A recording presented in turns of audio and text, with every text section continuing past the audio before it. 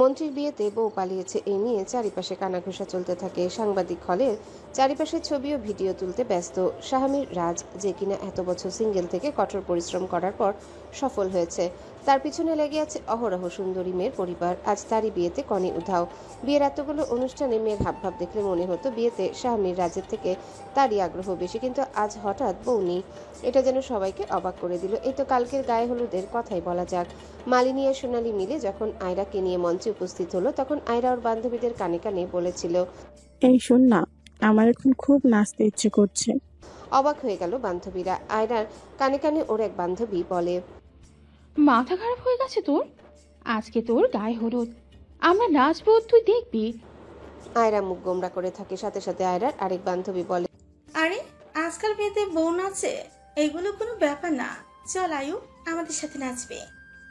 সাথে সাথেই খুশি হলো আয়রা। ওর বান্ধবীরা মিলে ওকে নাচের মঞ্চে নিয়ে গেল। সবাই মিলে আনন্দে মেতে ওঠে। আজকে তাকে কিনা পাওয়া যাচ্ছে না, কাল তো মিডিয়ার লোকেরা কাগজে ছাপিয়ে দিয়েছিল। মন্ত্রীর হবু বউ বিয়ে করার জন্য সব থেকে বেশি এক্সাইটেড। এখন আবার তারা হেড অফিসে কথা বলছে। স্যার, ব্রেকিং নিউজ, মন্ত্রীর বউ পালিয়েছে। সাংবাদিক কথাটা বলতে দেরি করেছে, কিন্তু তার কান থেকে ফোনটা ছো মেরে নিতে দেরি করেনি রাজ। ফোনটা নিয়ে নিজের কানে রেখে রাজ বলে, কি ভুলভাল সাংবাদিক পোষেন আপনারা? একটা খবরও ঠিকঠাক দিতে পারে না। আবে মিয়া, আমার বউ পালাবে কেন? পালিয়েছে তো আমার হবু বউ। অনুষ্ঠানের সবাই যেন এবার নাটক দেখছে। মন্ত্রীর বিয়েতে বউ পলাতক আর মন্ত্রী কিনা রিল্যাক্স আছে, এটাও সম্ভব? সবার কানাঘুষার মাঝে চিন্তায় পড়ে গেল সর্দার বাড়ির লোকজন। মালিনী ও সোনালি এক পাশে কথা বলছে, মাহমুদ সর্দার চুপচাপ বসে আছে। মোহন সর্দার এদিক ওদিক কল করছে, কাউকে পাওয়া গেল না। কাজের সময় কাউকে পায় না, এতেই যেন রাগ তরতর করে বেড়ে গেল তার। দূর থেকে এই দৃশ্য উপভোগ করছে একজন, যার গায়ে সাদা রঙের শার্টের উপর নীল রঙের কোট আর জিন্স পায়ে স্টিলেটো, চোখে সানগ্লাস, মাথায় পনিটেল করা, ঠোঁটে বিজয়ের হাসি। দুজন ব্যক্তির জীবনের কাল হয়ে এসেছে সে, সফলও হয়েছে এখন। এই মোহন সর্দার আর শাহমীর রাজ, এদের পতন দেখতেই তো তার আশা। এদের মান সম্মান মাটিতে গড়াগড়ি খাওয়ার অবস্থা করে দিতে তার যত প্রচেষ্টা। সে আর কেউ না, ফ্যাশন হাউসের মালিক মেহেরুন জাহান মায়া। লোকের আড়ালে নিজেকে লুকিয়ে রেখে চোখটা স্থির রেখেছে মোহন সর্দারের দিকে। মুখে বিদ্রুপের হাসি ফুটিয়ে বলে, এই স্বামীর রাজের সাথে তুমিও আমাকে আর আমার মাকে অপমান করেছিলে। আজ এই মায়া তোমাদের জনগণের সামনে অপমানিত করলো। হিসাব এখনো বরাবর হয়নি, এটা তো সবে শুরু। আগে আগে দেখো হোতা হে ক্যা। বলেই মায়া চলে যেতে নেয়। ঠিক তখনই গলা উঁচিয়ে সবার সামনে রাজ বলে ওঠে, আবে এই মায়াবতী। পা থেমে গেল মায়ার। সাথে সবার চোখ স্থির হলো একদিকে, শাহমীর রাজ। হ্যাঁ, তাকেই দেখছে সবাই। তার দৃষ্টি অনুসারে সামনে তাকাতেই সবাই দেখলো শার্ট কোট পরে দাঁড়িয়ে আছে একটি মেয়ে। মায়ার রাজের দিকে ঘুরতেই সবাই ক্যামেরা মায়ার দিকে নিল, ছবি তুলতে থাকে আর বলে, ম্যাম, আপনি মন্ত্রী শাহমীর রাজের বিয়েতে এভাবে চলে যাচ্ছেন কেন? মায়ার এক কথায় উত্তর। কারণ বিয়েটাই তো হচ্ছে না। রাজ ফিচেল হেসে বলে, কে বললো বিয়ে হবে না? বউ ছাড়া বুঝি বিয়ে হয় মিস্টার স্বামীর রাজ? বউ থাকলে তো বিয়ে অবশ্যই হবে মায়াবতী। কি তখন থেকে মায়াবতী মায়াবতী করছেন? আপনি কি চেনেন আমাকে? রাজ অবাক হওয়ার অভিনয় করে বলে, অনেক হয়েছে মায়াবতী, আর রাগ করে থেকো না। আমি বুঝতে পেরেছি তুমি আমার উপর রাগ করে আসছো, তাই তো? ওকে বাবা, সরি, এখন সবার সামনে সত্যিটা বলছি আমি। ভ্রুকুটি করে মায়া বলে, কিসের সত্যি? এই যে তোমার আমার অ্যাফেয়ার, এই বিয়ের নাটক যে তোমাকে পেতে সাজিয়েছি, সেটা বলতেছি আর কি। হোয়াট? তোমাকে আমার কাছে ফিরে আনতেই তো আয়ার সাথে মিথ্যা প্ল্যান করেছিলাম। আয়া চলে গেছে কারণ তুমি এসেছো মায়াবতী। রাজের নিকটে তেড়ে আসলো মায়া। আঙ্গুল উঁচু করে কিছু বলতে যাবে অমনি সবার সামনে মায়াকে জড়িয়ে ধরলো রাজ। মায়ার কানে কানে গরম নিঃশ্বাসের সাথে বলতে থাকে, মন্ত্রীকে সিঙ্গেল রাখা কি এতই সোজা যে এই শাহমীর রাজকে সিঙ্গেল লাইফ উপহার দিতে যাবে, তার পাশাটাই পাল্টে যাবে? মায়া রক্তিম চোখে তাকালো রাজের দিকে। রাজ মৃদু হেসে তার ফোন বের করলো পকেট থেকে। অতঃপর একটা ভিডিও দেখালো মায়াকে, যেখানে দেখা যাচ্ছে আয়রাকে অজ্ঞান করে গাড়ির ডিকিতে শুইয়ে দিচ্ছে মায়া। কাউকে মোটা অঙ্কের টাকা দিয়ে গাড়িসহ তার বিদায় দিয়েছে। এটা দেখেই মায়া যেন নিস্তব্ধ হয়ে গেল। রাজ ফোন বন্ধ করে পকেটে ঢুকালো। মায়া বলে, আমাকে কি করতে হবে? রাজের ঠোঁটে দুষ্টু হাসি। মায়াবতীকে তার কিছু বুঝিয়ে দিতে হয় না, এই মেয়ে যেন হালকা ইঙ্গিতেই সব বুঝে যায়। এই যে ভিডিও দেখে বুঝে গেল রাজ তাকে ব্ল্যাকমেল করছে। রাজ কানে কানেই বলে, আপাতত আমাকে বিয়ে করতে হবে। রাজকে আলতো ধাক্কা দেয় মায়া, কিন্তু এই ধাক্কা দেওয়াটা যেন ব্যর্থ। রাজ তো সরলই না, বরং আরো জোরে জড়িয়ে ধরল। মায়া দাঁত কটমট করতে করতে বলে, অসম্ভব, আমি আপনাকে বিয়ে করব না। তাহলে ভিডিও সবাইকে দেখে বলো তুমি আমার হবু বউকে কিডন্যাপ করেছো। ভেবে দেখো, ভালো লাগবে তো? তোমার এখানে কিন্তু জেলে হবে। মায়া চুপ হয়ে আছে, নিজের পাতা ফাঁদে এখন নিজেই পা দিয়েছে। রাজ বলে, ভেবে দেখো, এই মন্ত্রীকে বিয়ে করলে লাভে লাভ আছে তোমার, আর বিয়ে না করলে লসে লস। মায়ের রাগ বাড়ছে রাজের প্রতিটা কথার ভাঁজে, সহ্য করতে পারছে না রাজকে। ইচ্ছে করছে এখনই খুন করে দিবে রাজকে, কিন্তু এখন সেই সময় আসেনি। তাকে আর তার মাকে যেভাবে এই বাড়ি থেকে ঘাড় ধাক্কা দিয়ে বের করা হয়েছিল, ঠিক সেভাবে এদেরকেও বের করবে। তারপর যার যার শাস্তি আলাদাভাবে দিবে। মায়ের ভাবনার মাঝে রাজ বলে, কি হলো, উত্তর দাও।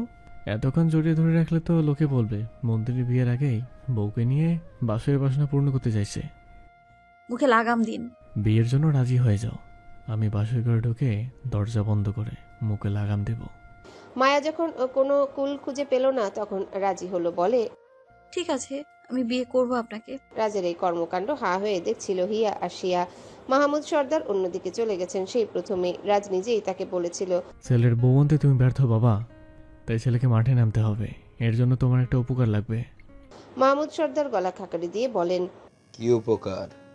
তোমার প্রাণপ্রিয় দ্বিতীয় স্ত্রী ও তাদের ভাইদের নিয়ে এখান থেকে কেটে পড়ো। কি এখন তোমার এই বিয়েতেও আমাকে থাকতে দেবে না? আমাকে এখনই বিয়ে করতেছি যে তুমি এত উত্তেজিত হচ্ছ? তুমি তো আমাকে বউ এনে দিতে পারলে না, এখন আমার বউ আমাকে আনতে হবে। বিয়ে করার সময় তোমাকে ডাকা হবে না, এখন তোমার বউ আর ভাইদের নিয়ে যাও তো। বেশরম ছেলে আমার, কপালটাই খারাপ। বলে সবাইকে নিয়ে চলে যান মাহমুদ সর্দার। তারপর শুরু হয় মায়া রাজের সাক্ষাৎ। হিয়া চোখের চশমা ঠিক করে সিয়াকে বলে, ভাই কবে প্রেম করলো বোন? সিয়া সূক্ষ্ম দৃষ্টি দিয়ে বলে, তুইও যেখানে আমিও সেখানে, কি করে জানবো বল? ধর, এতদিন ভাবতাম বয়স হয়ে যাচ্ছে, কিন্তু ভাই বিয়ে কেন করছে না।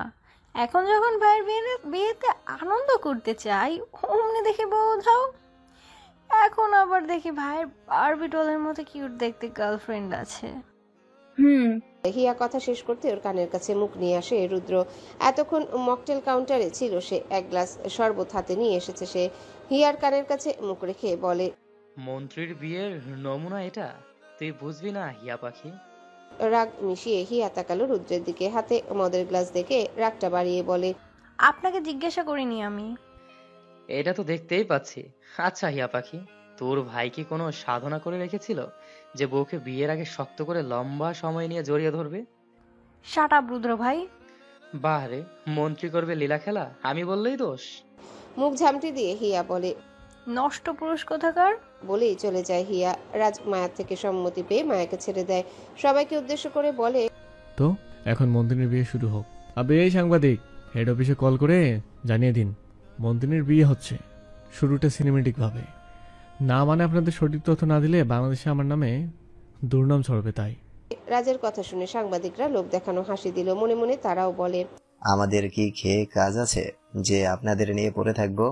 আজকাল আসল তথ্য এড়াতেই তো আপনাদের এই আজাইরা আলাপ প্রকাশ করতে হয়, নইলে আমরা পেট চালাবো কিভাবে? সব দোষ খালি সাংবাদিকের না, কিছু দোষ ওপর মহলের থেকেও। রাজের ইশারা পেয়ে হিয়া আর সিয়া নিয়ে যায় মায়াকে। উদ্দেশ্য মায়াকে বউ সাজাবে। চট্টগ্রামের অন্ধকার ঘরের একটা চেয়ারে হাত পা বাঁধা অবস্থায় ঘুমিয়ে আছে যারার শরীরে টপসার, জিন্স, গলায় ওড়না পেঁচানো। সেই ঘরে প্রবেশ করলো কালো কোট পরিহিতা এক যুবক। রুমের দরজা খুলতেই বাইরের আলো এসে জারার চোখে মুখে জল করে উঠল।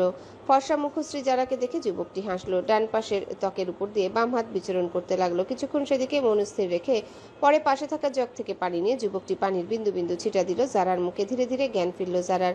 চোখ খুলতে চোখের সামনে যুবকটিকে দেখে ভয় পেল। ভয়েতে চোখ বড় বড় হয়ে এলো। জারা শুকনো ঢোক গিলে বলে, বীর। শয়তানি হাসি ফুটিয়ে বীর বলে, হ্যাঁ জানেমন, আমি।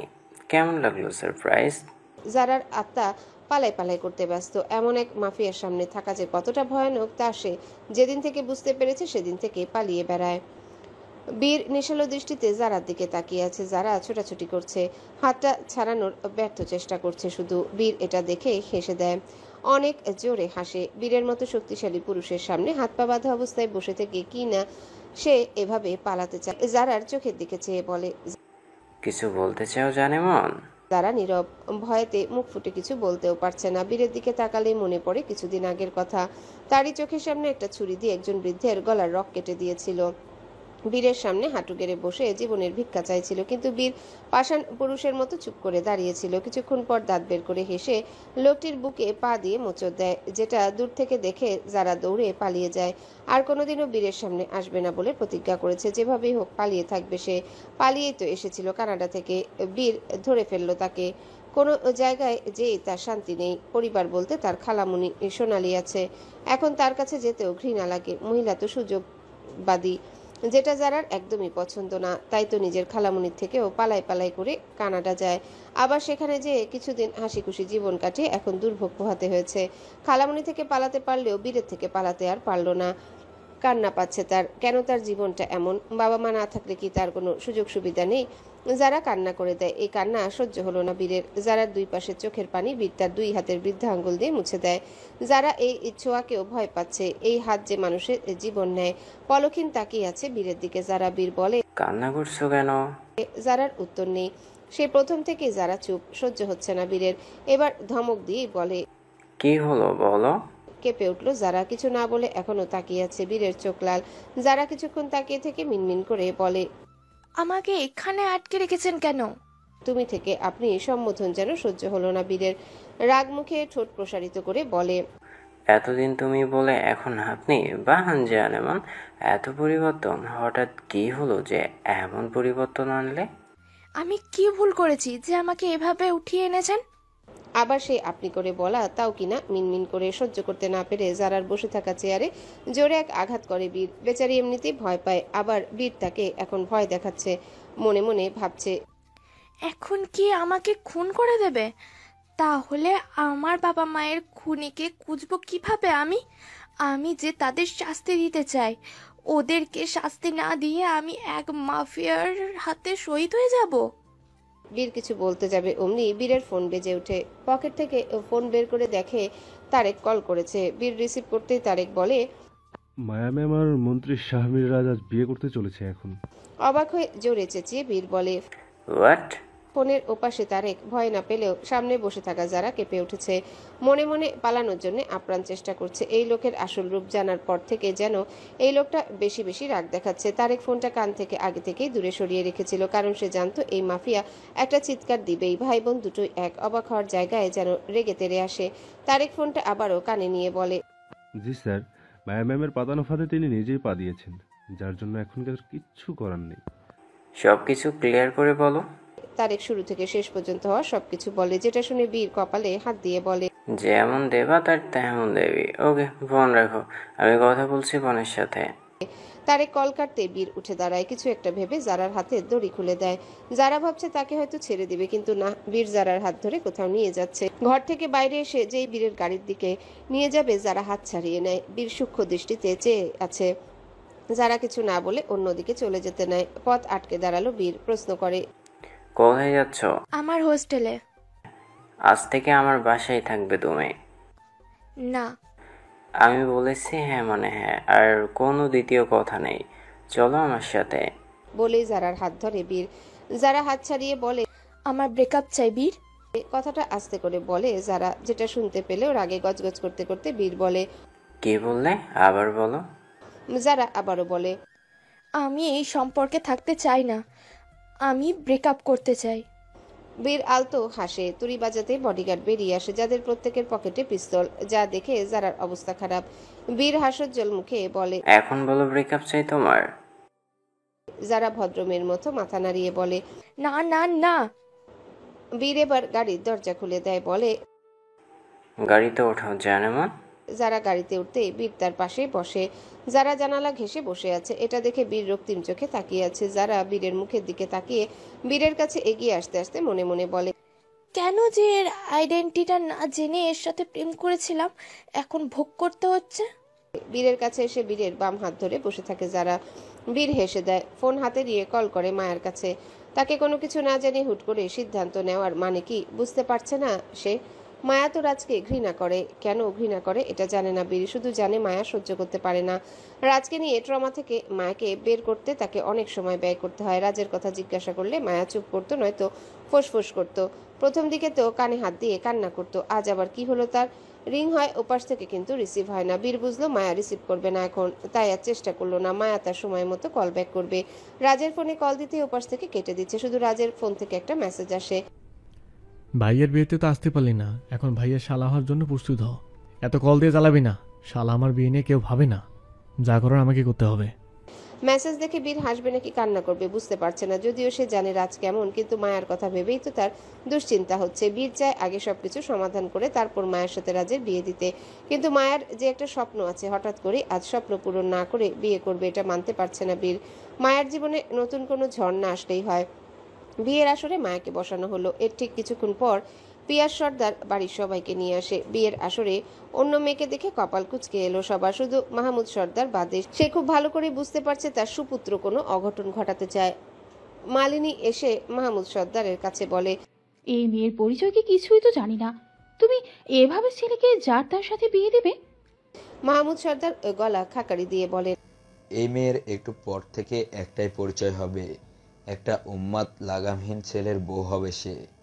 এটাই কি মেয়েটাকে নিয়ে দুশ্চিন্তা করার মতো বিষয় না? মালিনী বিরক্ত হয়ে বলে।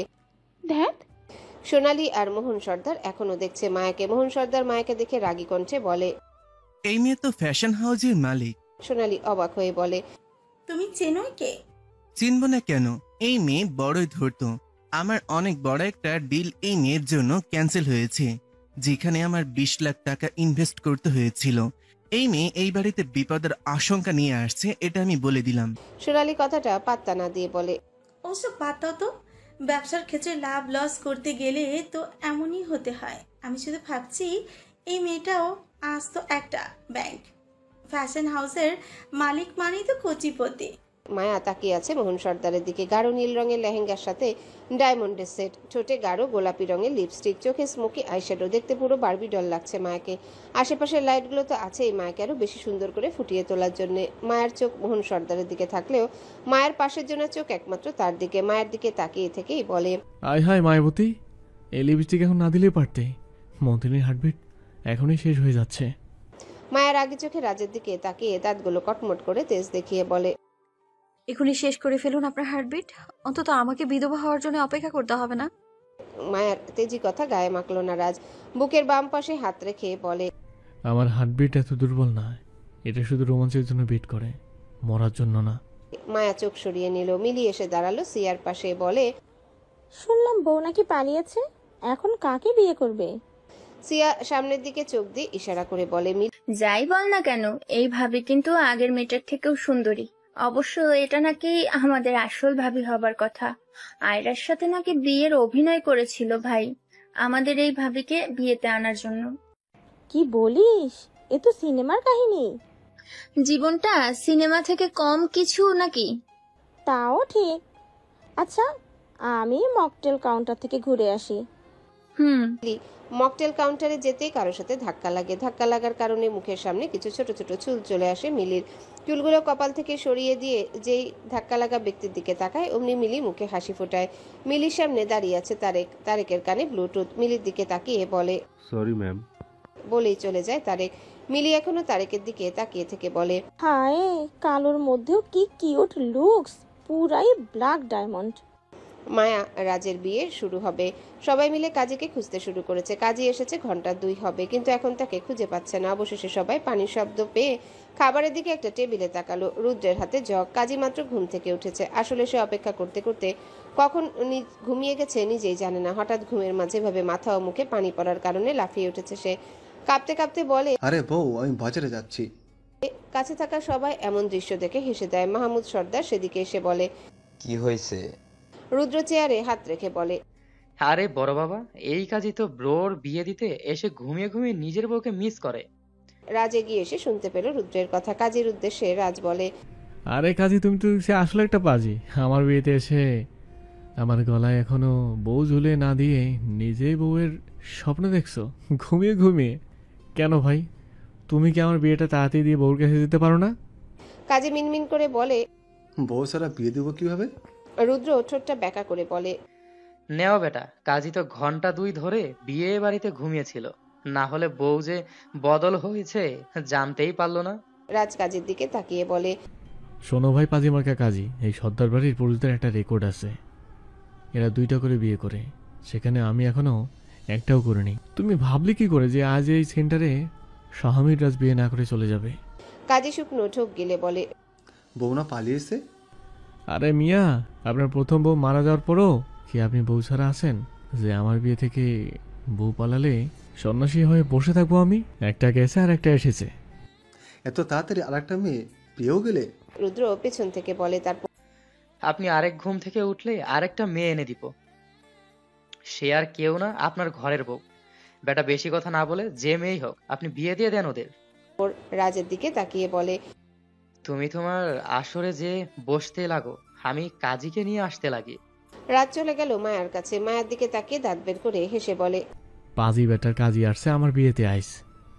তো আমি কি করব? বিয়ের পর বাসরের জন্য অপেক্ষা করবে। মায়া চোখ সরিয়ে তাকালো কাজীর দিকে। কাজী এসে মায়াকে দেখে বলে, বউ মনে হয় রেগে আছে। আপনি আরো দেরি করলে আমাকে আজ তো গিলে খাবে। এখন শুরু করেন বিয়ে, এভাবে বসে থাকাও সম্ভব না। বাসায় যাব তো? রুদ্র রসিকতা করে বলে, বিয়ের পর বাসায় যেয়ে তো সেই ঘরে ঢুকবে, তার জন্য এত ব্যস্ততা কেন ব্রো? রাজ রুদ্রকে কিছু বলতে যাবে তার আগে আহান সর্দার এসে মাথায় চাপড় মেরে বলে, ভাইয়ের সাথে এভাবে কথা বলে? আশেপাশে ছোট বড়রা আছে দেখো না। রুদ্র মাথায় হাত বুলাতে বুলাতে পিছনে ফিরে দেখলো হিয়া হেসে বিড়বিড় করে বলে, একদম ঠিক আছে। রুদ্র চোখ টিপ দেয়, সাথে সবার আড়ালে একটা উড়ন্ত চুমু দেয়, যেটা দেখে হিয়া রাগ দেখিয়ে বলে, নষ্ট পুরুষ একটা, বাইরের মেয়েদের সাথে নষ্টামি করে আবার আমাকে ইঙ্গিত করছে। কাজী বিয়ে পড়ানো শুরু করলো। বিয়েতে নিয়ম অনুযায়ী কিছু কথা বলে রাজের উদ্দেশ্যে কাজী জিজ্ঞাসা করে, দেনমোহর কত? রাজ আরামের সহিত রাজকীয় চেয়ারে পিঠ রেখে বলে, সর্দার মহলটা আমি তার নামে লিখে দিতে চাই। টাকার পরিবর্তে এটা সম্ভব হবে কি? মায়া এটা শুনে রাজের দিকে চোখটা ঘুরালো। এমনটা যদি সত্যি হয়ে থাকে তাহলে এটা তো তার জন্য প্লাস পয়েন্ট। মাহমুদ সর্দারের বুকে হাত বিড়বিড় করে বলেন, বিয়ে করতে এসেছো নাকি বাবা মাকে পথের ফকির করতে? কাজী অবাকের সাথে বলে, সম্ভব, মেয়ে বিবি রাজি থাকলে সম্ভব। তাহলে লিখে দিন, পুরো সর্দার মহল তাকে দিয়ে আমি তাকে কবুল করে নিচ্ছি। মোহন সর্দার হুঙ্কার দিয়ে বলেন, মগের মুল্লুক নাকি? আমাদের বাড়িটা এই মেয়ের নামে কেন দেবে? তোমাদের আবার বাড়ি কোনটা? আমি তো আমার রাজ্য আমার রানীকে দিচ্ছি। বর বউয়ের দিন মোহরের ব্যাপারে তুমি কথা বলো কেউ না। মায়ার ঠোঁটে বিজয়ীর হাসি। যে প্ল্যান করেছিল তার ঊর্ধ্বে কাজ চললেও তার কপালটা আজ খোলা ছিল, তাই তো চাহিদার ঊর্ধ্বে কিছু পেতে চলেছে। মালিনী, সোনালী ও মোহন সর্দার যেন ক্ষিপ্ত হয়ে আছে আজ। ওরা আজ ওদেরকে পাত্তা না দিয়ে বলে, স্বামীর অর্থ সম্পত্তির উপর হক তার স্ত্রীর। আমি আমার মহল আমার স্ত্রীকে নির্দ্বিধায় দিয়ে দেবো, তাতে বাধা দেওয়ার ক্ষমতা কেউ রাখে না। মোহন সর্দারের জবান বন্ধ, কারণ তিনি এই মহলের তার অংশের বিনিময়ে রাজের থেকে প্রমাণস্বরূপ অঢেল টাকা নিয়েছেন, যার জন্য তাকে এখন মুখ খোলা মানায় না। তবে থেমে থাকেনি সোনালী। মোহন সর্দারের বউ সোনালী শয়তানি বুদ্ধি নিয়ে বলে, আহান ভাইয়েরও তো কোনো মতামত থাকতে পারে, সেও এই পরিবারের সন্তান, তার তো কোনো দায় নেই। রাজ সরু চোখে তাকালো আহান সর্দারের দিকে। আহান সর্দার মৃদু হেসে বলেন, আমি নিজে যতটুকু অর্জন করেছি এবং আমার 2 পুত্র আদ্র ও রুদ্র যা আছে, এতেই আমার সব হয়ে যাবে। বাবার দ্বিতীয় পক্ষের সন্তান হওয়ায় আমাকে আলাদা সম্পত্তি লিখে দিয়েছে বাবা, যেটা বাবা জীবিত থাকা অবস্থায় আমরা ভাইরা মিটিয়ে নিয়েছি। বর্তমানে রাজের কারণে জয়েন্ট পরিবার হয়ে ওই জমির উপর আলাদা বাড়ি করে আছি। এছাড়া আমার কিছুই চাই না। অবশেষে ঝামেলা মিটিয়ে মায়া রাজের বিয়ে সম্পূর্ণ হলো। সবকিছু সমাধান হয়ে যাওয়ায় কারো কোনো কথা থাকে না। মিডিয়ার লোকেরা এসে প্রশ্ন করছে রাজকে। একজন সাংবাদিক বলে, ভালোবাসার নারীকে নিজের করে পাওয়ার অনুভূতি কেমন? রাজ ক্লান্ত ভঙ্গিতে বলে, ও আর এক অনুভূতি, মন্দনী হয়ে পরিচিত বিপদে। বিয়ে করেছি কোথায় এখন, বউয়ের সাথে রোমান্টিক ছবি তুলবো না? এখন আপনাদের একজনের প্রশ্ন উত্তর দিতে সময়টা পার করে দিতে হবে। সাংবাদিক লজ্জা পেল, যেন একটু ঝেড়ে কেসে বলে, দুঃখিত স্যার। সাংবাদিকের পাশে থাকা মেয়েটা কানে ফিসফিস করে বলে, হয়েছে শান্তি, বারবার বলেছিলাম উদ্ভট প্রশ্ন করবি না, তোর তো আমার কথা শুনতে ইচ্ছা করবেই না। সাংবাদিক ছেলেটা বলে, আমি কি করব? হেড অফিস থেকে উদ্ভট প্রশ্ন লিখে দেয় কেন? আমি তো অন্যের গোলামি করে খাই। আমাকে যে বিষয়ে সাংবাদিকতা করতে বলবে আমি তো তাই করব। রুদ্র ওদের পাশ দিয়ে যাচ্ছিল, ওদের কথাগুলো শুনতে পেয়ে বলে, বর্তমান সময়ের সাংবাদিকতা করা আর নিজেকে ম্যান হোলের ময়লা পানিতে গোসল করানো এক। সাংবাদিকদের পাশে মেয়েটি হেসে দেয়। রুদ্র তাকে চোখ টিপ দিয়ে চলে যায়। এই দৃশ্য নজরে এড়ালো না হিয়ার। এখানেও একটা মেয়েকে চোখ টিপ মারলো রুদ্র। রেগে নাক ফুলে উঠেছে তার। বিড়বিড় করে বলে, নষ্ট পুরুষ। বিয়ের পর এখন সবাই খাওয়া দাওয়া করতে ব্যস্ত। হিয়া আর সিয়া মিলে মায়াকে নিয়ে একটা টেবিলে বসেছে। মায়ের পাশে রাজকে বসানো হয়েছে। সামনে বড় একটা রাজকীয় থালি সাজানো, বিরিয়ানি রোস্ট সহ আরো খাবার দিয়ে সাজানো প্লেটের ছবি তুলছে আশেপাশের অল্প বয়সী ছেলে মেয়েরা। রাজ এটা দেখে চুপ করে বসে আছে। সবকিছুর একটা বয়স থাকে, যার যেটা ভালো লাগে সে তাই করুক। বাচ্চারা ছবি তোলা শেষ করতে মিলি বলে, ভাই আর ভাবি তোমরা এখন একে অপরকে খাইয়ে দিবে, আমি তোমাদের রোমান্টিক ছবি তুলে দেব। রাজকে খাইয়ে দিতে হবে শুনে রাগ মাথায় চেপে বসলো মায়ার। চেয়ার ছেড়ে উঠতে যাবে অমনি মায়ার হাত ধরে আটকে দিল রাজ। মায়া আর উঠতে পারল না। রাজ মায়ার কানের কাছে মুখ নিয়ে শীতল কণ্ঠে বলে, এখান থেকে একদম উঠবে না মায়াবতী, যদি ওঠো তাহলে কিন্তু আমি তোমাকে বলিউড স্টাইলে খাইয়ে দেবো। মায়া চোখ বড় বড় করে তাকালো। চোখের সাদা অংশে লাল রং ধারণ করেছে, বোঝা যাচ্ছে অতিরিক্ত রাগ চেপেছে মায়ার মাথায়। রাজ থালি থেকে একটা রোস্ট হাতে নিয়ে মায়ার মুখের সামনে তুলে। মায়া চুপ করে বসে আছে, জেদ ধরেছে খাবে না সে রাজের হাতে। মিলি কয়েকটা ছবি তুলে নিল। ছবিগুলো দেখতে দেখতে বলে, ডান, এখন তোমরা তোমাদের ইচ্ছে মতো খেতে পারো, আমি যাই কিছু সুন্দর সুন্দর ছবি তুলে নেই। মিলি চলে যায়। রাজ এখনো রোস্টাতে মায়ার চোখের দিকে তাকিয়ে আছে, মায়াও তাকিয়ে আছে রাজের দিকে। দুজনের দৃষ্টিভঙ্গি ভিন্ন। একজন তাকিয়ে আছে চোখ দিয়ে গিলে খাওয়ার জন্য, তো আরেকজন তাকিয়েছে প্রেম নিবেদনের জন্য। দুজনের মাঝে নীরবতা বিরাজ করছে। মায়া এক দৃষ্টিতে চেয়ে আছে রাজের দিকে। রাজ বলে, খাবে না? মায়া এখনো দেখছে রাজের মুখ। একসময় তাকেই তো পুতুল বর ভেবে ভালোবাসতো, কিন্তু এই ভালোবাসা সে নিজেই নষ্ট করে দিল। যখন সবাই মিলে তার মাকে অপমান করেছিল, তখন এই রাজ তাকে অত্যাচার করেছিল। সেই বিষাক্ত মুহূর্তের কথা মনে পড়তে রাজের হাত সরিয়ে দিল মায়া। বর্তমান সময়টা সবার চোখে এড়াতে মায়া বলে, আমি রোস্ট খাই না। সিয়া মায়ার উদ্দেশ্যে বলে, তাহলে অন্য খাবার খাও ভাবি। যদি ঝাল প্রিয় হয়ে থাকো তো টিকিয়া খেতে পারো, অনেক মজা হয়েছে। হিয়া মুখ ভেঙচি দিয়ে বলে, তুই ডাক্তারি পড়িস নাকি অন্য কিছু? আমার সন্দেহ হয়। ভ্রুকুচকে সিয়া বলে, এই কেন বলতো? এতগুলো আনহেলদি খাবার খাচ্ছিস কিভাবে? ডাক্তার হইলেই কি এসব খাবার খাওয়া যাবে না? কোন বইতে এমন কথা লেখা আছে? উল্টো খাবার মেনটেন করা উচিত রোগের বা শরীরের উপর নির্ভর করে। আমার শরীরে এমন কোনো সমস্যা নেই যে আমি মেনটেন করে খাবো। মোটা হয়ে যাবি তো। মোটা হলে আমার শরীর হবে, তোর শরীর তো শুকনো থাকবে, তাতে তোর সমস্যা কি? আমার বোন তুই, তোর কিছু হলে বাবা মা চিন্তা করে অস্থির হয়ে যাবে। তাই তো তোমাকে নিয়ে ভাবতে হবে আমার। উফ, আসছে আমার বড় ভাবনাওয়ালি। চল ফট। তুই ফুট, আমাকে খেতে দে। গেলি তুই? কলিজা ভরে গেল। তোর হবু জামাই যখন দেখবে তুই একটা ভুটকি, তখন সে পালাবে, দেখিস। এই একটু না, আমার হবু জামাই মোটেই আমায় মোটা হওয়ার জন্য পালাবে না, বরং সে আমাকে ভালোবাসবে, দেখিস তুই। ভুটকির প্রেম দেখার ইচ্ছা নেই আমার, শর্ত একটু খেলে যদি ভুটকি হয় তাহলে তুই কিসের জন্য? আমি তোর মতো খাওয়া নিয়ে পড়ে নেই। হ্যাঁ তাই তো, 2 বার বিরিয়ানি নিয়েছিস। 1 চামচের অর্ধেক বিরিয়ানি নিয়েছিলাম, তাই 2 বার নিয়েছি। তোর মতো আস্ত আস্ত এতগুলো টিকিয়া খাচ্ছি না আমি। আমার সামনে থেকে সরে যা, তুই আমার খাবারে নজর দিবি না। 100 বার দেব। তোর কিছু হলে আমার বাবা দুশ্চিন্তা করবে, এটা আমি হতে দেব না। আসছে আমার বাবার মেয়ে, ওটা আমারও বাবা। তোর 2 সেকেন্ড আগে আমি এসেছি বাবার মেয়ে হয়ে। বাবার মেয়ে না, মেয়ে নামে বিপদ হয়ে এসেছিস। উষ্ঠা খাবি কিন্তু। আয় না আমার সামনে, আমারও পা আছে। তুই একটা দিলে আমি 2টা দিতে পারবো। এদের ঝগড়া যেন বেড়েই যাচ্ছে। ঝগড়া দেখতে দেখতে রাজ মাথায় হাত দিয়ে বলে, আমার বিয়েটা পার হয়ে গেল মিডিয়ার উত্তর দিতে, আর এদের ঝগড়া দেখতে দেখতে। কাজী দূরে বসে খাবার খাচ্ছিল। এদের 2 বোনের ঝগড়া দেখে গালের খাবার চিবোতে চিবোতে বিড়বিড় করে বলে, এটা বিয়ে বাড়ি নাকি নাট্যমঞ্চ? এমন বিয়ে বাপের জন্ম দেখিনি। একবার বউ পালায়, তারপর বউ আরেকটা আসে, সেও আবার অগ্নিরূপী। এখন আবার বর বইয়ের খাওয়ার মাঝে দুই বোনের ঝগড়া। সিয়ার হিয়ার ঝগড়া এতটাই বেড়ে গেছে যে সেখানে মাহমুদ সর্দার ও পুরো পরিবারের লোক জড়ো হয়। মাহমুদ সর্দার এসে প্রশ্ন করেন। এখানে কি হচ্ছে এগুলো? রাজ আফসোসের সাথে বলে, তোমার দুই মেয়ে আমার বিয়েতে এসে ডিসকাশন করছে তারা কেন এই পৃথিবীতে ডাউনলোড হয়ে এসেছিল। এক একজনের কি চিন্তা বাবাকে নিয়ে। এখানে যে ভাইয়ের বিয়ে হচ্ছে এটা তাদের মনেই নেই, অথচ এই ঝগড়া সূত্রপাত আমার বউকে খাওয়ানো নিয়ে।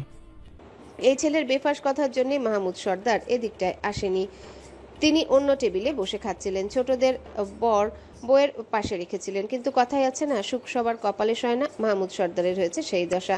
ছেলের থেকে দূরে থাকার চেষ্টা ব্যর্থ করলো তারই আরেক রক্ত সিয়ার হিয়া। এরা দুই বোন ঝগড়া না করলে মাহমুদ সর্দার এখানে আসতেন না, রাজের এমন কথা শুনতেনও না। মাহমুদ সর্দার দাঁত চিবিয়ে চিবিয়ে বলেন, তোমার বউ খাচ্ছে না বলে খুব আফসোস হচ্ছে তাই না? আমার 10টা 5টা না, আবার আমার পূর্বপুরুষদের মতো 2টো করেও না। আমার তো মাত্র একটা বউ। এই বউকে তো 3 বেলা খাইয়ে লকারে তালা মেরে রাখা হবে। মাহমুদ সর্দার মাঝে মধ্যে চিন্তা করেন এই দ্বিতীয় বিয়ে না করলে তিনি হয়তো মহৎ কাজ করতেন। কোন দুঃখে বাবার অনুরোধে রাজি হয়। এখন কপাল চাপড়াচ্ছেন, বাবার কথা শুনতে যেয়ে ছেলের কাছে 3 বেলা কোটা শুনছেন। এই মাহমুদ সর্দারের বাবারও তো 2 বিয়ে। মাহমুদ সর্দারের বাবা মহসিন সর্দারের প্রথম স্ত্রী থেকে 2 সন্তান হয়। বড় সন্তান মাহমুদ সর্দার ও ছোট সন্তান মোহন সর্দার। মহসিন সর্দারের দ্বিতীয় স্ত্রীর ঘরে হয় আহান সর্দার। মাহমুদ সর্দারের প্রথম স্ত্রী মারা যাওয়ার কারণে তারই শালী মালিনীকে বিবাহ করেন। এর কয়েক বছর পর মোহন সর্দার তার প্রথম স্ত্রী ও সন্তানকে ত্যাগ করে ঘরে আনেন সোনালীকে। তবে বর্তমানে এক বিয়েতে সন্তুষ্ট হয়ে আছেন আহান সর্দার। স্ত্রী অবনীর মৃত্যুর পরও এখনো বিবাহ করেননি তিনি। তাই রুদ্র গর্বের সাথে বলে, একটু মিস্টেক করলে ব্রো, তোমার বংশে তো আমার বাবাও আছে, সে কিন্তু আমার মা মারা যাওয়ার পরও স্টিল দেবদাস। রাজ ঠোঁটটা বাঁকিয়ে বলে, ওরে বেটা রুদ্র, তোর তো কপালটা তাও ভালো। আমার তো দাদা বাবা কাকা সবাই গোল মেরে দিল। এদিক থেকে আহনাব কাকু পিছিয়েছে, আফসোসও হয় আমার তার জন্যে। মায়া এদের কথার কিছুই বুঝতে পারছে না। এই দ্বিতীয় বিয়ের কাহিনী কি? মায়া তো শুধু জানে মোহন সর্দারের কথা। মাহমুদ সর্দারের দ্বিতীয় বিয়ে, আবার তাদের দাদারও দ্বিতীয় বিয়ে ছিল। এত কিছু মায়া জানে না। সবচেয়ে বড় কথা, এটুকু সময়ের মধ্যে এদের কথা এক জায়গা থেকে আরেক জায়গায় চলে যায়। এগুলো দেখে মাথা ভনভন করছে মায়ার। শুধু মায়ার না, তারেক নিজেও এদের কাণ্ড দেখে অবাক। সাথে আবার আছে মিলির ঝামেলা। মিলি তার সাথে নিজে এসে একটু আগে পরিচিত হয়ে গেল। একটু পরপর এসে এক একটা আবদার করে যাচ্ছে, কখনো ছবি তুলে যাওয়ার জন্য, তো আবার কখনো ডান্স করার জন্য। কাজী তার মতো বিন্দাস খাবার মুখে ঢুকাচ্ছে আর এদের কথার মারপ্যাচ দেখছে। পাশে তাকিয়ে দেখলো উকিলও বসে ঝগড়া দেখছে। কাজী তার মুখটা এগিয়ে উকিলের কাছে এনে বলে, বুঝলেন উকিল সাহেব, নসিবে থাকিলে মন্ত্রী বাড়ির ঝগড়াও দেখা যায়, যদি থাকে কোনো কিছু করার যোগ্যতা। এতগুলো বিয়ে দেখেছি, এরকম অদ্ভুত বিয়ে প্রথম দেখলাম। উকিলের কথা শুনে কাজী উপর নিচ মাথা করলেন। যারার হাতটা ধরে টানতে টানতে নিজের বাড়ির ভিতর ঢুকছে বীর। যারা মুখ ফুটে কিছুই বলছে না, মনে মনে সুযোগ খুঁজছে, একটা চান্স পেলে সে পালাবে এখান থেকে।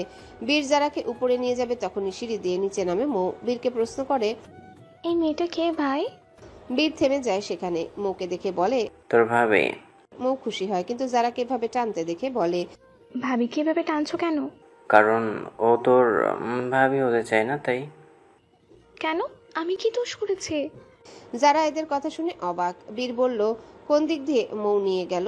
কোন দিকে? বীর বলে, এই তোকে ভাবতে হবে না, বোন যে বিয়ে করেছে এটা শুনেছিস? কোন বোন? তোর আর বোন, আমার বোন মায়া। মৌয়ের চোখ যেন কোটর থেকে বের হলো, অবাকের সাথে বলে, কি বলছো তুমি এসব? আপু কেন বিয়ে করবে, তাও আবার আমাদের না জানিয়ে? করেছে বিয়ে, তাও আবার মন্ত্রীকে। কিন্তু আমাদের না বলে কেন? কাহিনী আছে তাই বলে বলছি, আগে ওকে ঘরে রেখে আসি। ভাবিকে আমার ঘরে রেখে আসো, তোমাদের ঘরটা আগে সাজাই, তারপর যাও।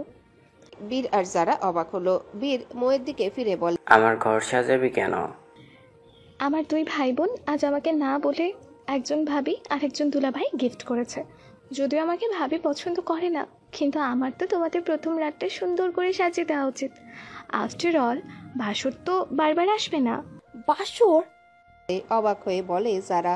মৌ বলে উঠে, হ্যাঁ বাসর, বিয়ের প্রথম রাতটাই তো বাসর রাত। তোমাকে তো বউ সাজিয়ে দিতে হবে। আমি পার্লারের লোককে কল করে ডাকবো আর তোমাদের ঘরটা সাজিয়ে দেব, তুমি আমার ঘরে থেকো। বিড়বিড় করে বলে, বিয়ের আগে বাসর? বীর হেসে দেয়, হো হো করে হাসতে হাসতে বলে, ওরে গাধি, আমাদের এখনো বিয়ে হয়নি, তবে বোনের আজ বিয়ে হয়েছে। আমিও যারাকে বিয়ে করব ধুমধাম করে। তুইও আনন্দ করবি বিয়েতে। খুশি হলো মৌ বলে, তাহলে ভাবি, না মানে হবু ভাবি কোথায় থাকবে? তোর রুমের পাশেই রুমটা। বলে জারার হাত ধরে নিয়ে গেল বীর। রুমে এসে জারার হাত ছেড়ে দিল, দরজাটা পা দিয়ে চাপিয়ে দিয়ে বলে, তো জানে পছন্দ হয়েছে তো বাড়িটা? যারা কোনো রকম কথা বলে না, এতক্ষণ অনেক জোরে ধরেছিল হাত, অবশ হয়ে আছে, মাংস ডুবে লাল হয়ে আছে জায়গা। একটু আগে গাড়ি থামতে বীরের আড়ালে যারা আবারও পালানোর জন্য দৌড়ে চলে গিয়েছিল। পালাতে পেরেছিল, কিন্তু তার দৌড়ার বীরের গাড়ির স্পিড তো এক না। যারা দৌড়ে বহুদূর চলে গেল, বীর তার গাড়ি নিয়ে সামনে চলে আসে। এখন যারা ভয়েতে চুপ আছে, কিছু বলতেও ভয় লাগছে। মনে পড়ে যাচ্ছে বীরের সেই ভয়ানক রূপ, নিজ হাতে খুন করতে দেখেছিল বীরকে। যারা কিছু বলছে না দেখে বীর জারার হাত আবারও চেপে নিজের কাছে আনে। জারার কোমরে আরেক হাত রেখে চোখ লাল লাল করে হুঙ্কার ছেড়ে বলে, আমি কি জিজ্ঞাসা করেছি, উত্তর দিচ্ছ না কেন? যারা এখনো চুপ, চোখ নিচের দিকে। যারার কপাল এসে ঠেকলো বীরের ঠোঁটের কাছে। হিল পরার কারণে যারা লম্বা হয়েছে, যারা চোখ ভেজা, ঠোঁট কাঁপছে। বীর এটা দেখে নিজেকে সংযত রাখতে ব্যর্থ। যারার মুখটা নিজের দুই হাতে আবদ্ধ করে নিল। যারার কাপা কাপা ওষ্ঠের দিকে চোখটা স্থির রাখলো। ধীরে ধীরে বীর তার ওষ্ঠ এগিয়ে নিয়ে যায়। যারার ওষ্ঠের নিচে আস্তে করে কামড় দিল। এরপর যখনই দুটো ওষ্ঠ এক হবে, তখনই দরজায় কড়া নাড়ে মৌ। বীরের হুঁশ ফিরে আসলো, দূরে সরে গেল যারার দিকে। একটু দূরে সরে পকেটে এক হাত রেখে আরেক হাত পিছনে গলার কাছে উল্টিয়ে নিয়ে বিড়বিড় করে, কাবাব মে হাড্ডি। মৌ কোনো উত্তর না পেয়ে আবারও বলে, ভাইয়া ভিতরে আসবো? হ্যাঁ আয়। ও ভিতরে এসে ফোনটা বীরের দিকে এগিয়ে দিয়ে বলে, আপু কল করেছে, তোমার সাথে কথা বলবে। বীর ফোনটা নিয়ে কানে ধরেই বলে, আমাকে না জানিয়ে এত বড় সিদ্ধান্ত নিলে কেন? মায়া আফসোস করে বলে, আমি চাইনি এই বিয়েটা করতে। এই স্বামীর রাজ বড়ই ধূর্ত ব্যক্তি, ছলে বলে কৌশলে আমায় ফাঁদে ফেলেছে। বীর হেসে দিল। মায়াকে বুঝতে না দিয়ে বলে, মন্ত্রী হয়েছে কি এমনি এমনি? জালাক না হলে তো আর মন্ত্রী হতে পারতো না। তুমি ফাঁদ পেতেছই এক মন্ত্রীর রাস্তা নাই, এখন বুঝো ঠেলা। মজা নিচ্ছ তুমি আমার সাথে? ওই মন্ত্রী যে তোমার মামাতো ভাই হয়, এটা আমায় আগে কেন বলনি? বীর শুকনো ঢোক গিলে বলে, আগে বললে তুমি আমার কাছে থাকতে না, আর তুমি ওই সময়টাতে অন্য কোথাও সেফ ছিলে না। আজ তুমি আমার কাছেও সেফ আছো, এমনকি আমার দুটো বোনও হয়েছে। আর আমাদের একটা বড় ভাই হলো। যেটাই হোক, ভাগ্য কিছু কেড়ে নিলেও ভালো কিছু দিয়েই দেয়। সো নেক্সট প্ল্যান কি? কেন বলবো? যাতে আমার থেকে শুনে ওই মন্ত্রীকে অ্যালার্ট করে দাও। আফটার অল সে তো তোমার মামাতো ভাই, আর আমি তোমার পাতানো বোন। বীর রেগে গেল। এতগুলো বছর ধরে নিঃস্বার্থ ভালোবাসা দিয়ে দুই বোনকে নিজের বোনের পরিচয় দিয়েছে। আপন বোন না হলেও আপন বোনের মতো দেখে এসেছে, বিপদে ঠাঁই দিয়েছে, আরো গোপন উপকার করেছে যেগুলা কেউ জানে না। এখন সে কিনা এভাবে কথা বলছে। রাগের সাথে বীর বলে, তুমি যদি এখন আমার সামনে থাকতে ঠাস করে একটা চর বসিয়ে দিতাম তোমার গালে। আমার নিঃস্বার্থ ভালোবাসার স্নেহকে তুমি এই চোখে দেখো? যদি রাজের স্বার্থের জন্যই তোমাকে আমার কাছে রাখতাম, তাহলে তোমাকে পড়াশোনা করিয়ে নিজের যোগ্যতায় তৈরি করতে সাহায্য করতাম না। এই আরহাম খান বীর চাইলে তোমাকে মিস ইউজ করতে পারতে বোন। বীরের রাগের সাথে বলা কথা শেষে বোন বলাটা শুনে মায়া ম্লান হাসলো। রাগের মাথায় কথাগুলো বলছে, আবার বোনও বলছে। মায়া দীর্ঘশ্বাস ছেড়ে বলে, আমার প্রশ্নের উত্তর আমি পেয়ে গেছি ভাই। কি প্রশ্ন? কিছু না। তুমি তো আমাকে কিছুই জিজ্ঞাসা করোনি। প্রশ্ন না করেও তো কিছু কথা আদায় করা যায় ভাই। আমিও ঠিক সেই দিকটাই অবলম্বন করেছি। বুঝলাম। তোমার কোনো অসুবিধা হলে আমাকে বলবে। কাম অন ভাই, আমাকে তুমি বড় করেছো। আমার ব্রেভ গার্ল, আমার কোনো অসুবিধা হতেই পারে না। যদি হও তাহলে তো আমি আছি শালাবাবু। কথাটা বলে রাজ। মায়া পেছনে তাকিয়ে দেখে রাজ দরজার কাছে দাঁড়িয়ে আছে। কমিউনিটি সেন্টারের রেস্টরুমে বসে কথা বলছিল মায়া। রাজকে দেখে বলে, আড়ালে কথা শুনছিলেন? আড়ালে কথা শুনতে যাব কেন? বউয়ের কথা বলে শুনতে আড়াল হওয়ার দরকার হয় না। আর যদি হয়, অপর পাশের ব্যক্তি আমার শালাবাবু। রাজের মুখে শালাবাবু ডাকটি শুনে বীর খেপে গেল। যদিও বর্তমান সম্পর্কে শালাদুলা ভাই, কিন্তু এরা তো কাজিন। বীর মায়াকে বলে, ওই শালার কাছে ফোন দাও তো। মায়া ফোনে গিয়ে দিয়ে বলে, আপনাকে চাইছে। রাজ ফোন কানে নিয়ে বলে, বলো শালাবাবু। আব্দু শালা? ও আমি তো শালা না, বরং তুই আমার শালা। রাখ তোর শালা। আগে বল, আমার বোনকে ফাঁদে ফেলে বিয়ে করেছিস কেন? তার আগে তোর বোনকে জিজ্ঞাসা কর, আমার বিয়ের আসর থেকে আমার হবু বউকে কেন কিডন্যাপ করলো। বেশ করেছে, কিডন্যাপ করেছে। একটা কেন, 10টা মেয়েকে কিডন্যাপ করবে, তোর কি? ওটা আমার হবু বউ ছিল। তো তুই তুই কেন আমার বোনকে বিয়ে করবি? আমার ইচ্ছা হয়েছে তাই বিয়ে করেছি। তোর ইচ্ছার কথাই আগুন। এখানে শুধু একজনের ইচ্ছে চলবে, মায়ের ইচ্ছা। মায়াবতীর ইচ্ছা কি সেটা সে বলুক, আমি পূরণ করে দেব। তাহলে শালা তুই ওপারে যা, চলে যা, কারণ এটাই তোর বউয়ের ইচ্ছা। আমি ওপারে গেলে তোর বোনকে নিয়ে যাব। একা একা ওপারে ভালো লাগবে না রে, বিয়ে করেছি মাত্র, ইনকমপ্লিট বাসরটাও তাহলে ওপারে সেরে ফেলতে পারবো। ওকে? তুই বেটা আসলে একটা লাগামহীন। আমার বাপও একই কথা বলে। মায়া দেখছে এই রাজ তার ভাইকে কথার জালে হারাতে ব্যস্ত। রেগে রাজের কান থেকে ফোনটা নিয়ে বীরকে বলে, এই পাগলা মন্ত্রীর সাথে তর্ক করো না ভাই, আমি তোমার সাথে পরে কথা বলবো। রাজ আফসোসের সাথে বলে, চু দেখলি তো শালাবাবু, বলেছিলাম না আমার মায়াবতীর ইচ্ছা পূরণ করব। এই দেখো মায়াবতী এখন তার ইচ্ছাটা পাল্টেছে, এখন সে আমাকে সময় দিবে। ভাইকে এখন তার দরকার নেই। ওকে? বীর ফোনের ওপাশ থেকে হেসে দিয়ে কল কাটে। পিছনে ফিরে মৌকে ফোনটা দিয়ে বলে, আমি একটা কাজে ব্যস্ত থাকবো, তাই ঢাকায় যেতে পারবো না, কিন্তু কাজটা শেষ করেই ঢাকায় যাব, তুই চিন্তা করিস না বোন। মৌ হেসে দিল। জারার দিকে তাকিয়ে বলে, তুমি ফ্রেশ হওনি? তোমার জামা কাপড় কোথায়? যারা নিজেকে একবার দেখে আবার বীরকে দেখে নিয়ে চোখটা ঝাঁঝালো করে বলে, এমনভাবে বলছেন যেন আমি জানতাম আপনি এভাবে করবেন আমার সাথে। জামা আনার সময় পাইনি। আমার জামা তোমার ফিট হবে না, কারণ আমি তো 5 ফিট 2, তুমি দেখতে 5 ফিট 5। আপুর জামা তোমার গায়ে একটু ঢিলা হয়ে যাবে, তুমি যেই চিকন, আপু একদম পারফেক্ট। চলবে কি? যারা মাথা নাড়িয়ে হ্যাঁ বোঝায়। বীর বলে, আজ রাত্রের মধ্যেই ওর জন্য 2 সেট আনার ব্যবস্থা করব। কাল আমরা বোনের শোরুম থেকে না হয় ড্রেস কিনে আসবো। মৌ উত্তেজিত হয়ে বলে, আচ্ছা ঠিক আছে ভাইয়া। মৌ চলে যায়। বীর জারার দিকে তাকিয়ে বলে, এই বাড়ি থেকে পালানোর চেষ্টা করলে এর ফল কিন্তু ঠিক হবে না। তোমার সাথে পরে হিসাব করছি, এখন আসি। বীর চলে যেতেই যারা হাঁপ ছাড়লো। এতক্ষণের ভীত মুখটা আপনা আপনি হাস্যোজ্জ্বল হয়ে উঠলো। কিছু প্ল্যান সেও করে রেখেছে। আফটার অল সে তো সোনালি বোনের মেয়ে। সোনালির থেকে শিখেছে কিভাবে চুপ থেকে লোক এড়িয়ে যাওয়া যায়। মায়া চোখটা ছোট ছোট করে রাগ দেখিয়ে তাকালো রাজের দিকে। রাজ একটা কাগজ এগিয়ে দিল, যেটা দেখে মায়া বলে, এটা কি? নিজে দেখে নাও। মায়া কাগজটা খুলে দেখে বাড়ির দলিল, যেটা এখন মায়ার নামে। মায়া মৃদু হেসে মনে মনে বলে, এমনিতেও ওই বাড়ির অর্ধেক অধিকার আমারই। দাদু যে আমার নামেই লিখেছিল, যেটা আমি আবারও ফিরিয়ে নিতাম। লাকিলি মন্ত্রীমশাই আমাকে অগ্রিম দিয়ে দিল। রাজ তুড়ি বাজিয়ে বলে, শ্বশুর বাড়িতে যাবে না? আপনি আমার ভাইয়ের সাথে এভাবে কথা বলবেন না। আমি তোমার ভাইয়ের সাথে কখন কথা বললাম? আমি তো আমার মামাতো ভাইয়ের সাথে কথা বললাম। মায়া উত্তর না দিয়ে চলে গেল। বাইরে আসতে মাহমুদ সর্দার বলেন, চলো এখন বাসায় যেতে হবে। মায়া মাথা নাড়ালো। মাহমুদ সর্দার মায়ার ডান হাত ধরে নিয়ে যাচ্ছেন গাড়ির দিকে। গাড়ির কাছে এসে দরজা খুলে দিলেন। মায়া বলে, এসব কিছু দরকার ছিল না, আমি খুলে নিতাম। বাবারা চায় সন্তানের একটু মিষ্টি মধুর স্মৃতিতে জড়াতে। আমিও আমার এই মেয়েটার সাথে না হয় স্মৃতি করে নিলাম। মায়ার মুখটা মলিন হয়ে আসলো। চোখটা আপনা আপনি চলে গেল মোহন সর্দারের দিকে। মাহমুদ সর্দারের থেকে মায়া যে কথাটা শুনলো, এটা তো মায়া নিজ বাবার থেকে কখনো পায়নি। মোহন সর্দারের দিকে চোখ রেখে মায়া বলে, কিছু বাবা এমনও হয় যারা আসলে কাপুরুষ। সন্তান তো দূরের কথা, নিজের স্ত্রীকেও তারা মূল্যায়ন করে না। ওসব বাবা নামক পুরুষদের বিষাক্ত কীট বলা হয়। মোহন সর্দার কথাগুলো শুনে মায়ার দিকে চোখ রাখলো। মাহমুদ সর্দার কি বলবেন বুঝে উঠতে পারলো না। মায়ার কথা শুনে সবাই অবাক হয়ে তাকিয়ে আছে মায়ার দিকে।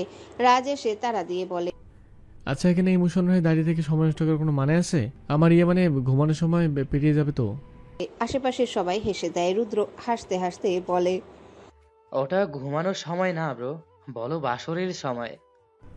উচিত কথা সব জায়গায় বলতে নেই ভাই, তাছাড়া মন্ত্রী হিসেবে আমার একটা প্রেস্টিজ আছে। রাজের শেষ কথাটা যেন ছিল বিশ্ব জয় করা হাসি। রাজের মতো ছেলে যে কিনা লাগাম ছাড়া কথা বলে, সে আবার খুঁজছে প্রেন্টিস। রাজের ভাই বোন সবাই এহেন কথা শুনে হেসে তো দিলই, আজ মাহমুদ সর্দার নিজেও হেসে দিলেন। ছেলে যে তার মন খারাপ থাকতেই দিতে চায় না। অবশেষে সর্দার বাড়ির সামনে এসে দাঁড়ালো গাড়ি। মায়ের পাশে জানালার কাঁচ নিচে নামানো ছিল। সর্দার বাড়ির সামনে গাড়িটা থামতেই দেখতে থাকে তার সেই পুরনো স্মৃতি জড়িত বাড়ি। এই স্মৃতি শুধু স্মৃতি না, তিক্ত জীবন। বহু বছর পর বাড়িটির সামনে এসেছে মায়া। এই তো সেই গেট, যে গেট দিয়ে তার মাকে ঘাট ধাক্কা দিয়ে রাতের অন্ধকারে বের করে দেওয়া হয়েছিল। এই গেট সেই গেট যে গেট থেকে রাজ তার তলপেটে লাথি মেরে বের করে দেয়। মায়ার এখনো মনে আছে, শাহানা পারভিন অনুরোধ করে বলেছিল, স্বামীর বাবা, এমন করো না। আমার গর্ভে তোমার আরেক বোন আছে বাবা। আমি যে তোমার মমতাময়ী মায়ের সমতুল্য। আমি তোমার মায়ের গহনা চুরি করিনি। আমার নিজেরই যথেষ্ট গহনা আছে। আমার এগুলো লাগবে না। কিন্তু না, কোনো কাজে দিল না শাহানা পারভিনের সেই অনুরোধ। উল্টো মায়া কান্না করলে রাজ হুঙ্কা ছেড়ে মায়াকে লাথি মেরে ভেতরে ঢুকে যায়। মায়া কান্না করতে করতে ওর মায়ের কাছে এসে বলেছিল, আমার পুতুল বর পচা আম্মু, পুতুল বর খুব পচা। আমাকে এতদিন খুব মেরেছে, আজকে তোমাকেও বের করে দিল। এই পুতুল বরকে আমি খুব খুব মারবো একদিন। শাহানা পারভিন সারা রাত দরজায় দাঁড়িয়ে দরজা ধাক্কাতে থাকে। কেউ এসে খোলেনি দরজা। কারো মন সেদিন একটাবারের জন্য কলেনি। অতীত মনে পড়তেই মায়ার চোখ থেকে এক ফোঁটা পানি পড়তে শুরু করে। ঠিক তখনই মায়ার সামনে হাত রাখে রাজ। মায়া দেখলো হাতের দিকে। কখন গাড়ির দরজাটা খুলেছে বুঝতে পারেনি মায়া। মায়ের সাথে ঘটে যাওয়া অতীত মনে করে যে রাজের হাতে হাত না মিলিয়ে মায়া বের হয় গাড়ি থেকে। রাজের চোখে এমনভাবে চোখ রাখলো যেন এই চোখ দিয়ে ভস্ম করে দিবে রাজকে। রাজ দেখছে মায়ার চোখ তার প্রতি জমে থাকা ঘৃণা। কিছু না বলে মায়ার সাথে হাঁটতে থাকে। কিছু দূর যেতেই মনে পড়ে সোনালি সেদিন রাতে বলেছিল, এই বাড়িতে যদি দ্বিতীয়বার আসো তাহলে আবারও লাথি মেরে তোমাকে বের করে দেওয়া হবে, আর এটা করবে তোমার এই পুতুল বর। মায়া এখন একটা ডেভিল হাসি দিয়ে নিচে বসে পড়ে। রাজসহ বাকি সবাই অবাক হয়ে যায়। মায়া নিচে বসে নিজের বাম পা ধরে বলে, আমার পা মনে হয় মচকে গেছে, এখন হাঁটতে পারবো না আমি।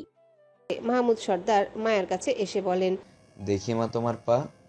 মায়া ডান হাত দিয়ে দেখিয়ে বাধা দিয়ে বলে, আপনি আমার শ্বশুর হন, আপনাকে কি করে আমার পায়ে হাত দেয়?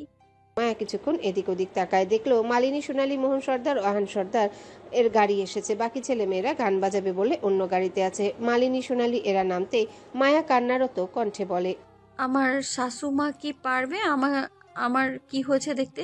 মালিনী ভ্রুকুটি করে বলে, কি হয়েছে? মেয়েটার পা মচকে গেছে, উঠতে পারছে না।